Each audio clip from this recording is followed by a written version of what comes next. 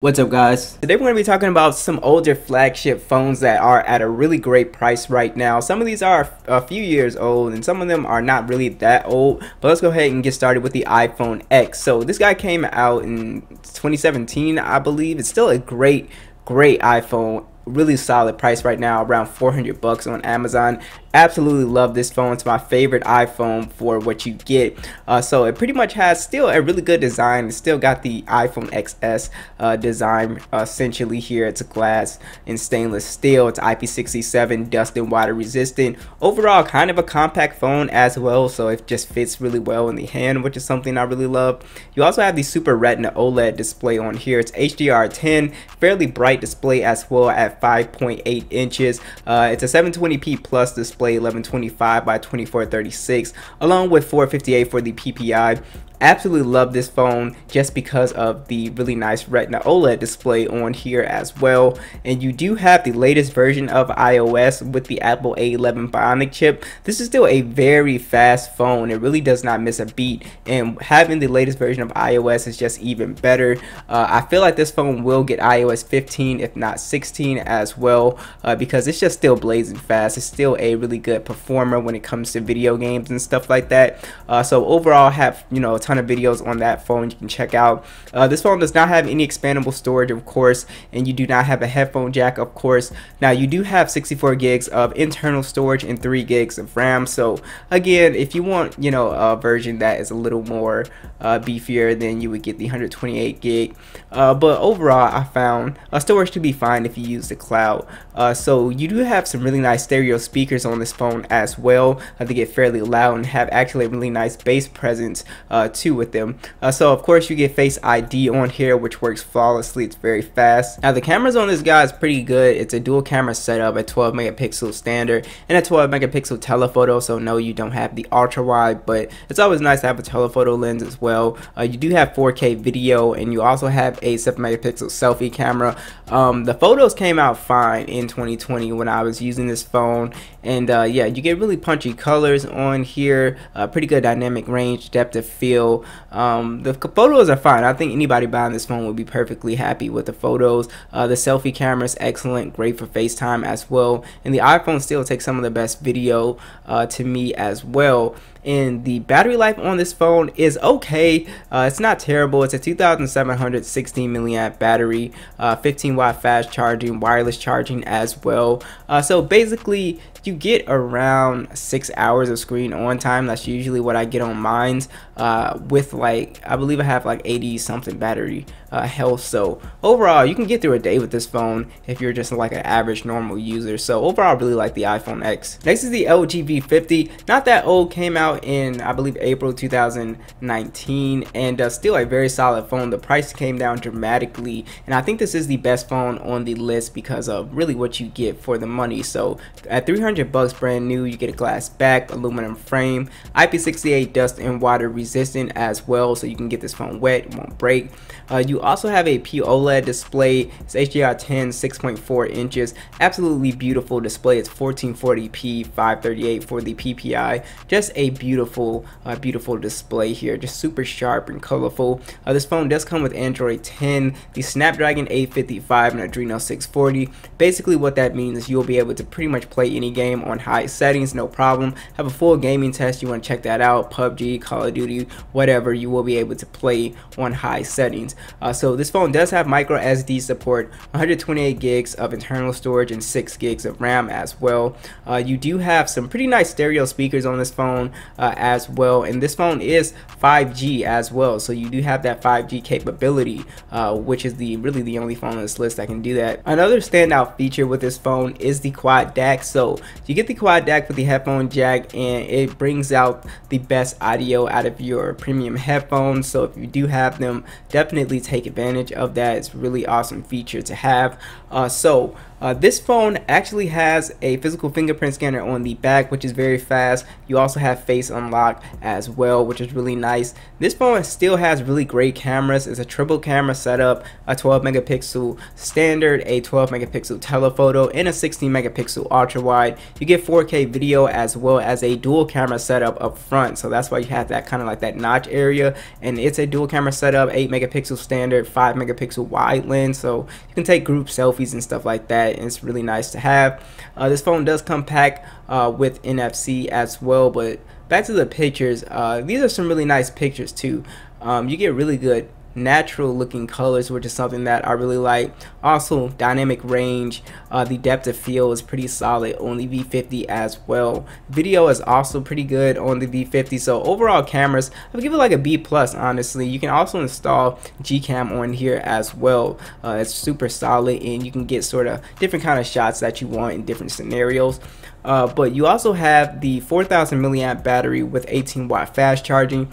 Wireless charging is on board, so basically I can get easily around 8 hours of screen on time with this phone, so pretty good battery life as well with the V50. So overall, my favorite pick on the list. Next is the OnePlus 6T. This phone has come down in price too. It's like 200 bucks right now on Amazon, and I really love this phone. It has a really great design. It's again one of those phones that feel really good in the hand. You have a glass back, aluminum frame on here. No IP rating though.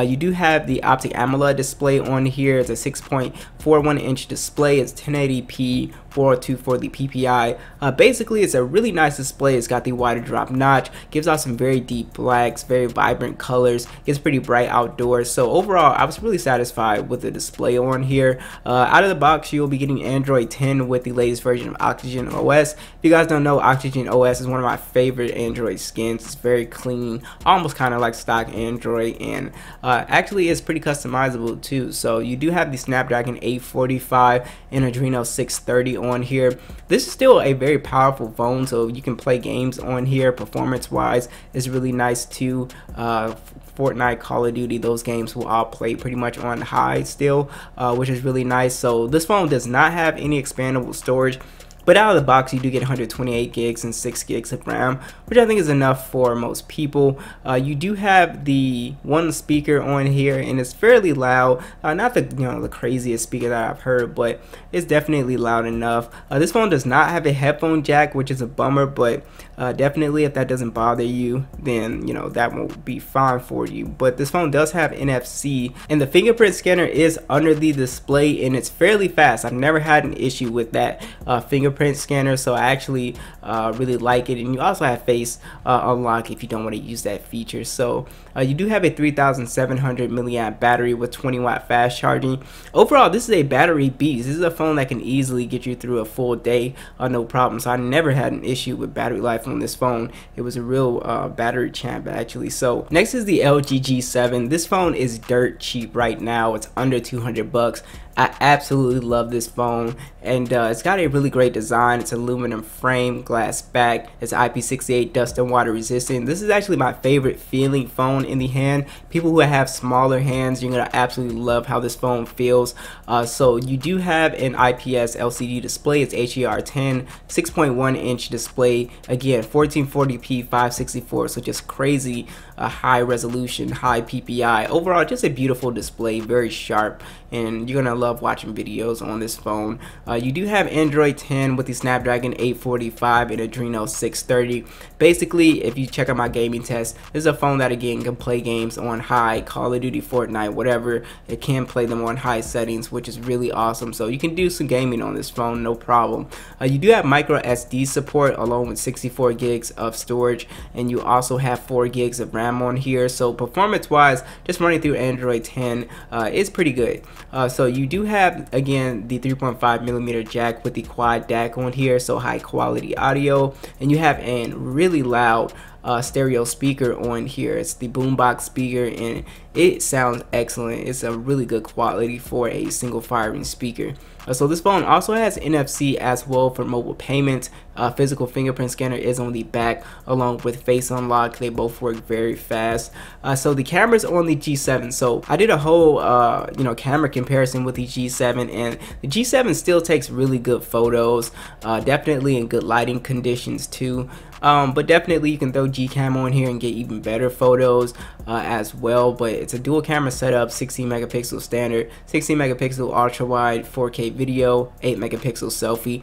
Again, throw Gcam on here and you will see a huge difference in image quality, and I absolutely love it. Even the stock camera is pretty good too, so definitely really solid in the photo department at this price point. You do have a 3000 milliamp battery and 18-watt fast charging along with wireless charging too, so this phone has everything you could really want for under 200 bucks. It's really crazy. Battery life isn't crazy on here. I get like 6 hours, maybe 6 hours and 30 minutes.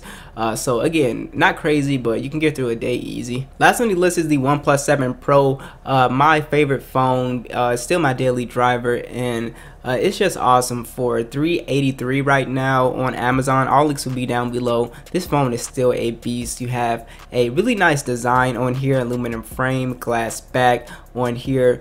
You also have a fluid AMOLED display. It's 90 Hz HDR10 plus, 6.67 inch display, 1440p, 516 for the PPI. Absolutely beautiful display. No notch, no punch hole, and uses the pop-up camera, and it's just beautiful. It's got the curved glass, so when you pick it up, it really feels like you're just holding the screen in your hand. I highly recommend this for people that are really content heavy on their phone. If you watch a lot of videos, you play a lot of games, this is going to give you the most immersive experience possible. So definitely just an excellent buy. You will get Android 10 out of the box, again with the latest version of Oxygen OS. This will get Android 11, of course, and this phone has the Snapdragon 855 Adreno 640. Again, basically still a flagship chip. You can play games on high, pretty much any game. And again, I think this is one of the best gaming phones on the list because you don't have any interruption on the display, so it just gives you a super immersive experience. One of the things that kind of suck on this phone, you don't have any expandable storage, but you do get 128 gigs on the base storage model and 6 gigs of RAM. And this phone also has a 5G version if you want to pay it just a little bit more, but it's going to cost you a little bit more, so do note that. But you have some really solid stereo speakers on here, have really good bass presence, mids and highs sound good. Overall, I really like the speakers on here. What sucks about this phone is that it does not have a headphone jack. That's the only thing I hate about this phone, because I use it every day and I always miss the headphone jack. So you do have NFC on this guy as well for your mobile payments. The fingerprint scanner is under the display. It's one of the fastest, so I absolutely love it. And you can take advantage of the pop-up camera. It's really cool to watch it come up and down with the face unlock, so you can do that as well. And this phone still has some really great cameras on here. It's a triple camera setup, 48 megapixel standard, 8 megapixel telephoto, 16 megapixel ultra wide with 4K video. The pop-up camera is 16 megapixels up front. Basically, I don't use Gcam on here. I have it on my phone, but the stock camera is pretty sufficient for photos. I don't take a lot of photos, but when I do, it does the job well. You get good color, dynamic range, detail. All of that is really great. They've made some really good software updates to the camera app to be able to get the best out of the lens. But battery life is also super solid on here at 4000 milliamps. What I love about this phone is that, yeah, you don't have wireless charging, but the 30-watt fast charging is pretty fast. So you just put your phone on the charger and it's almost charged up halfway. It's just an awesome experience. So the warp charge is really awesome to have. And battery life, you usually get around 8 hours of screen on time. I usually can get through a day, no problem with this phone. So that's pretty much it. Thanks for watching. I'll catch you guys in the next one.